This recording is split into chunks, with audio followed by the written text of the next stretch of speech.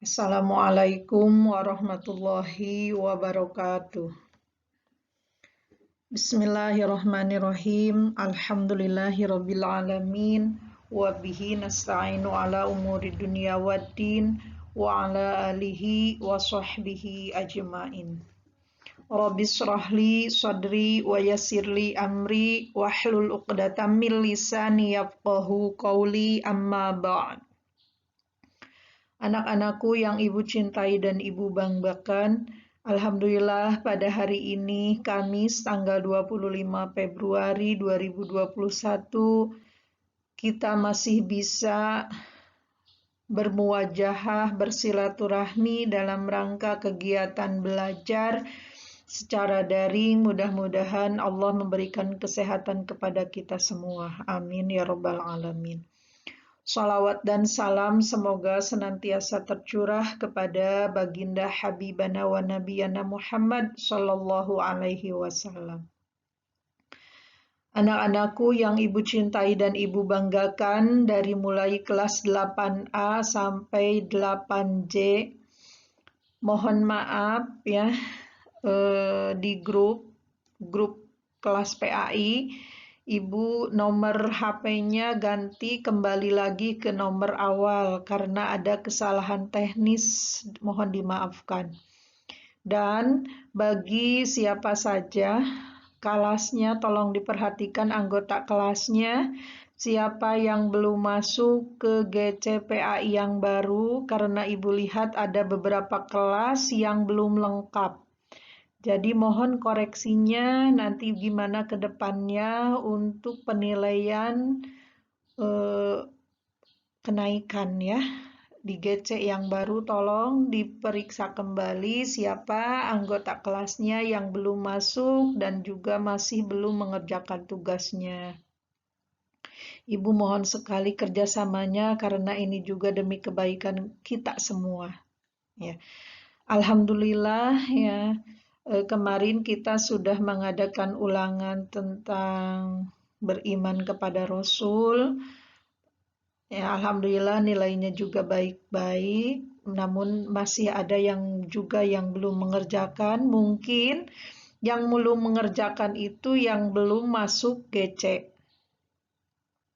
Anak-anakku yang ibu cintai dan ibu banggakan, untuk hari ini mari kita lanjutkan ke bab 10 ya. Silahkan kalian di buku, buka buku paketnya, yaitu bab 10 halaman 174 tentang gemar beramal soleh dan berbaik sangka.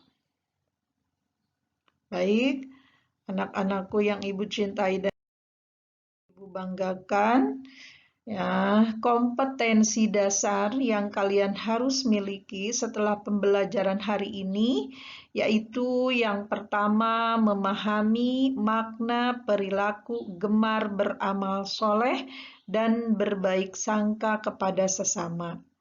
Kemudian setelah itu kalian mampu menyajikan contoh atau menerapkan contoh perilaku gemar beramal soleh dan berbaik sangka kepada sesama. Tujuan pembelajaran hari ini yang pertama menunjukkan perilaku beramal soleh dan berbaik sangka. Yang kedua, menyebutkan arti beramal soleh dan berbaik sangka dengan tepat. 3. Mengungkapkan dalil nakli tentang beramal soleh dan berbaik sangka dengan benar. 4. Menyajikan contoh cara beramal soleh dan berbaik sangka dalam kehidupan sehari-hari. Materinya berarti ada 2 ya. Yang pertama tentang amal soleh, yang kedua tentang berbaik sangka atau husnuzon. Yang akan kita bahas yang pertama amal soleh. Berarti kalian harus mempelajari apa pengertian dari amal soleh, sahnya amal soleh, macam-macam amal soleh, dan manfaat beramal soleh. Yang kedua, berbaik sangka. Kalian harus mengetahui pengertian berbaik sangka, macam-macam berbaik sangka, dan manfaat berbaik sangka.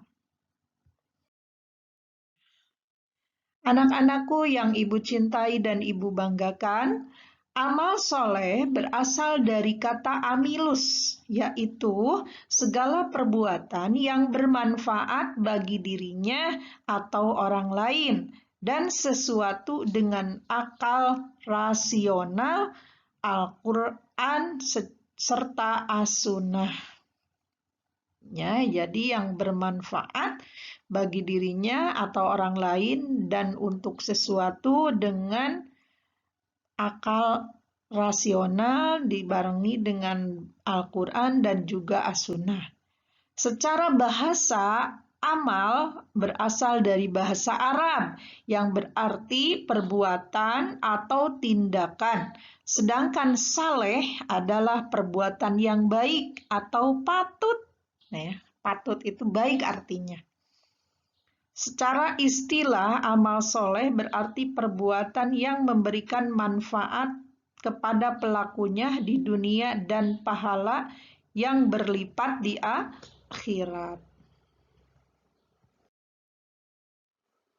Kemudian dalil nakli tentang amal soleh.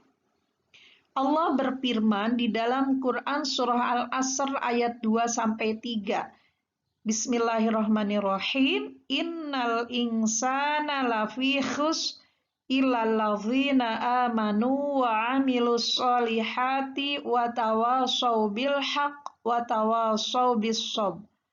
Shadaqallahul azim, yang artinya sesungguhnya manusia itu benar-benar dalam kerugian kecuali orang-orang yang beriman dan mengerjakan amal soleh dan nasihat menasehati supaya mentaati kebenaran dan nasihat menasehati supaya menetapi kesabaran. Dalam ayat tersebut menegaskan bahwa sesungguhnya manusia berada dalam kerugian, kecuali, ya, jadi pada dasarnya manusia itu semuanya akan rugi, kecuali siapa saja. Nah, ada pengecualian. Yang tidak akan rugi, kata Allah di dalam surah Al-Asr ayat 2-3, yang pertama adalah orang yang selalu beriman kepada Allah. Yang kedua, orang yang selalu beramal saleh.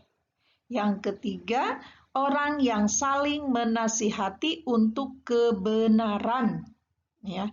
Kemudian yang keempat, yang tidak akan rugi adalah orang yang saling menasihati untuk kesabaran. Nah, mudah-mudahan setelah pembelajaran hari ini kita termasuk kepada orang yang tidak akan merugi. Ataukah kita mau beriman kepada Allah yang selalu beramal soleh, yang selalu menasihati kebenaran, yang selalu menasihati untuk kesabaran. Amin ya alamin.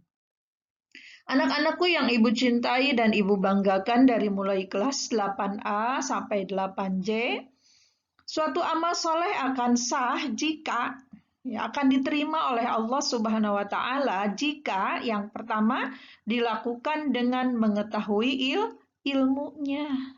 Ya, jadi segala sesuatu yang kita lakukan, yang kita kerjakan, kalau kita tidak tahu tentang ilmunya, ya apa yang kita akan kerjakan, nah itu tidak akan diterima oleh Allah Subhanahu wa Ta'ala. Makanya menuntut ilmu itu, belajar itu adalah wajib. Karena salah satu syarat diterima amal soleh itu harus diketahui dulu ilmunya. Misalkan kita sholat, mengerjakan sholat, kalau kita tidak tahu ilmunya, tidak tahu syarat rukunnya, tidak tahu batalnya, tidak tahu hal-hal yang berhubungan dengan sholat, maka sholat kita tidak akan diterima. Begitu juga dengan amal yang lain. Puasa kita, zakat kita, berbuat baik kepada orang. Kalau kita tidak tahu ilmunya, maka akan sia-sialah amal kita. bisa jadi amal kita menjadi amal yang salah karena tidak tahu ilmunya. Ya, seperti halnya kalian sholat, ya, 1000 rakaat sholat orang yang tidak mengetahui ilmunya lebih baik daripada 2 rakaat orang yang sholat yang mengetahui ilmunya. Jadi apa yang kita lakukan itu harus tahu ilmunya terlebih dahulu agar amal yang kita lakukan, pekerjaan yang kita lakukan diterima oleh Allah Subhanahu wa Ta'ala. Itu yang pertama. Kemudian yang kedua, sahnya diterima amal soleh yaitu dikerjakan dengan niat ikhlas karena Allah, bukan karena sesuatu, bukan karena seseorang yang kita cintai, bukan karena guru, harus karena kelihatan oleh guru, karena kelihatan oleh orang tua, karena kelihatan oleh pacar, ya, oleh calon mertua, ya. Makanya jangan karena seseorang. Ya, yang kita kerjakan itu amal kita harus niat yang dari hati sendiri supaya diterima oleh Allah Subhanahu wa Ta'ala, harus ikhlas. Kemudian yang ketiga, syarat amal soleh itu dilakukan sesuai dengan petunjuk Al-Quran dan Al-Hadis. Jadi jangan benar menurut kita, tapi harus amal pekerjaan itu harus benar menurut Al-Quran dan Al-Hadis. Karena kita sebagai manusia muslim dan muslimah mempunyai pedoman undang-undang yang harus kita taati, yaitu apa?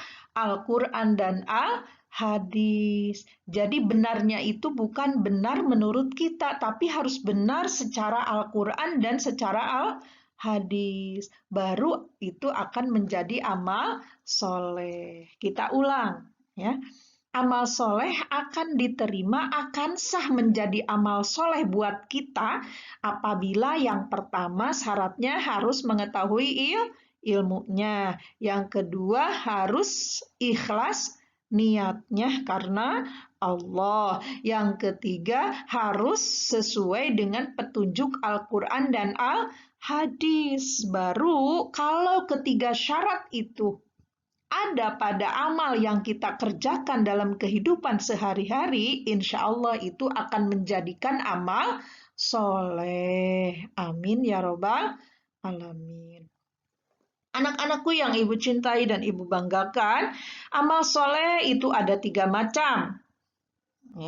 Yang pertama, amal soleh terhadap siapa? Terhadap yang pencipta, yang menciptakan kita semua, yaitu amal soleh terhadap Allah Subhanahu wa Ta'ala, yaitu menjalankan perintahnya dan menjauhi larangannya.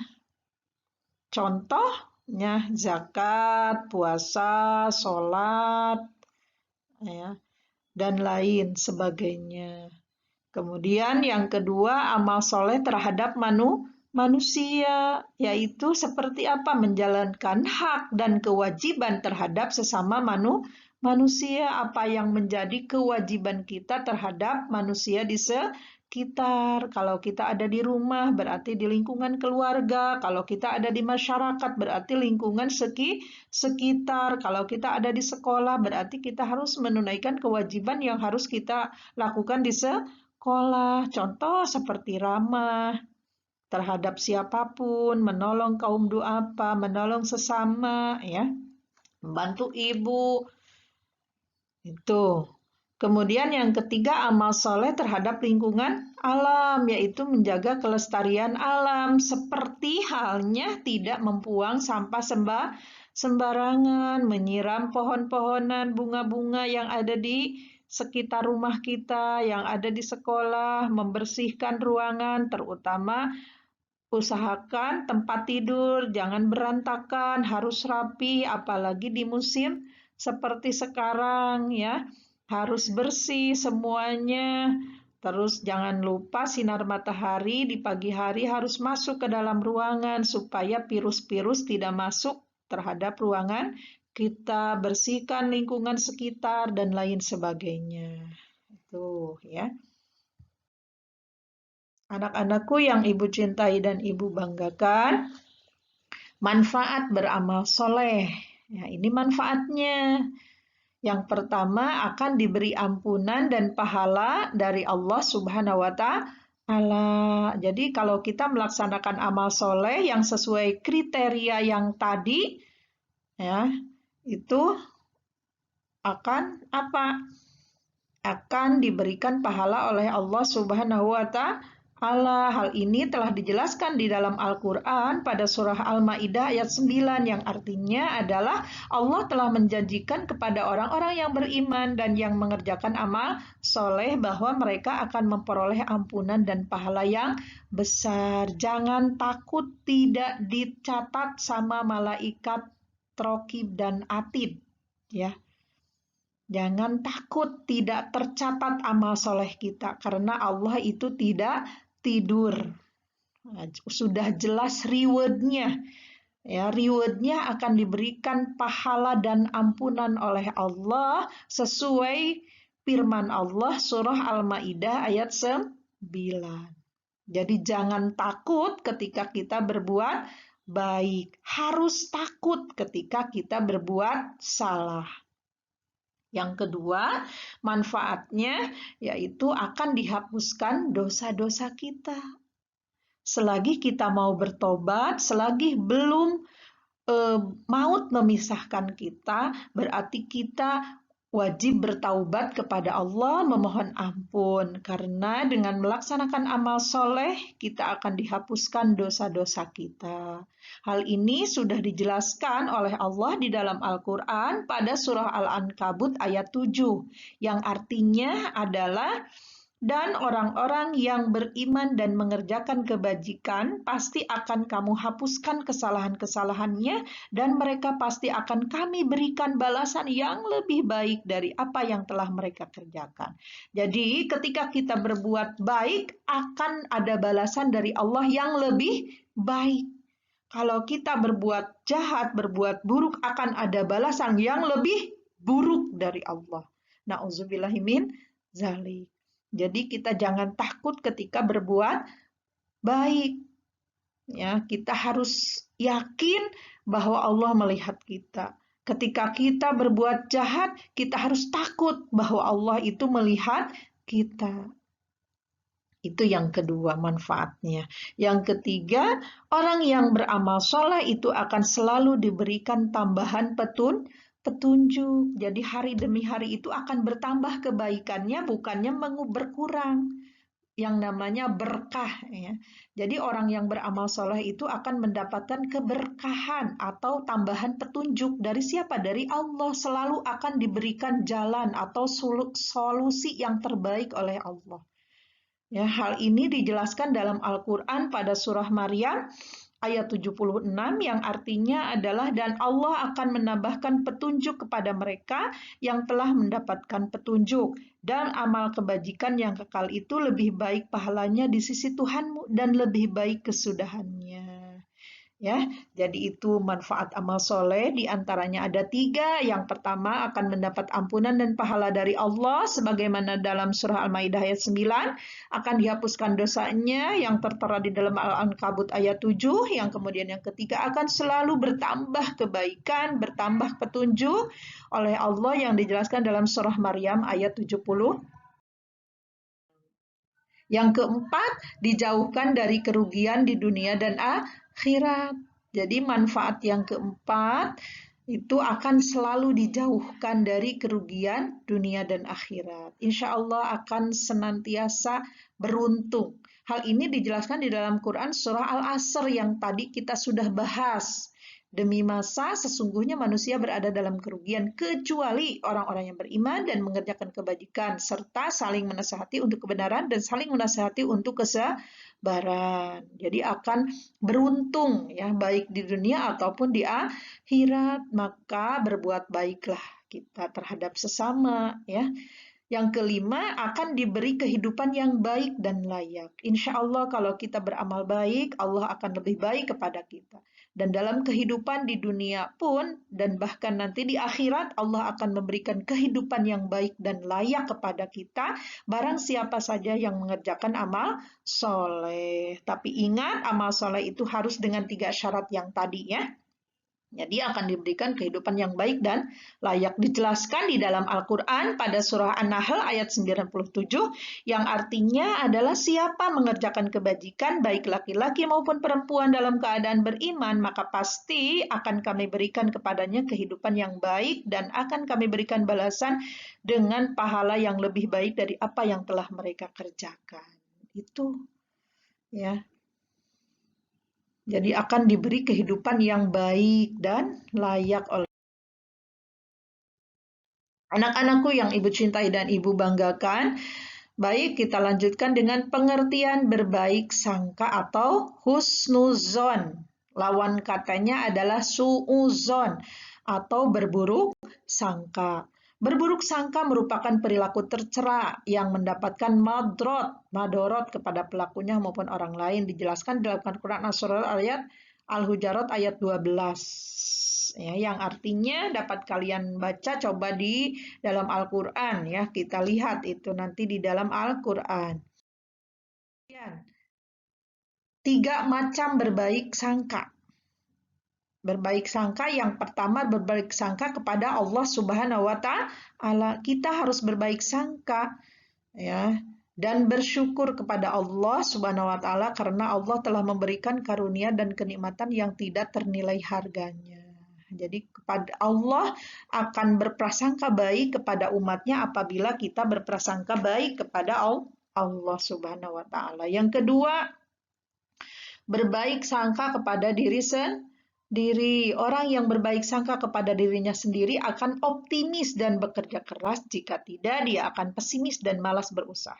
Ya, jadi orang yang berbaik sangka terhadap diri sendiri pasti dalam kehidupannya selalu berharap optimis dan selalu giat bekerja. Beda dengan orang yang pesimis, abdi mah atuda teu tiasa, abdi mah da teu tiasa sagala, atuda, ya, hoream, akan malas. Itu orang yang tandanya husnuzon terhadap diri sendiri. Lihat saja kita termasuk orang yang berbaik sangka terhadap diri sendiri atau orang yang berburuk sangka terhadap diri sendiri. Apalagi terhadap orang lain, kesendirinya pun sudah berbuat malas, tidak optimis, ya.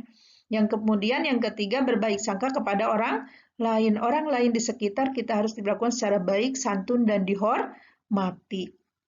Jadi berbaik sangka itu ada 3. Yang pertama berbaik sangka kepada Allah, yang kedua terhadap diri sendiri, kemudian yang ketiga berbaik sangka kepada orang lain.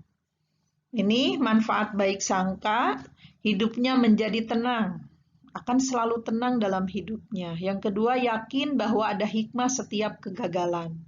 Jadi setiap kegagalan itu jangan dijadikan monoton, jangan dijadikan pesimis, tapi harus menjadikan cambuk untuk maju di masa depan. Jadi kegagalan itu adalah kesuksesan yang tertunda.